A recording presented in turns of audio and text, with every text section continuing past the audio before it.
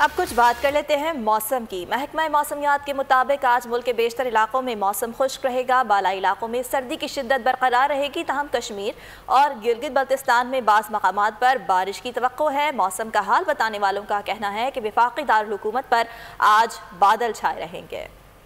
बिल्कुल, मुल्क के बेशतर इलाकों में आज मौसम खुश्क रहेगा। महकमा मौसमियात की जानिब से पेशगोई की गई है, बालाई इलाकों में सर्दी की शिद्दत बरकरार रहेगी, ताहम कश्मीर और गिलगित बल्तिस्तान में बाज़ मकामात पर बारिश की तवक्को है।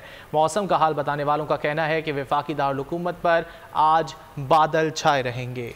आपको मौसम के हवाले से आगाह कर रहे हैं। महकमा मौसमियात का ये बताना है कि आज मुल्क के बेशतर इलाकों में मौसम खुश्क रहेगा।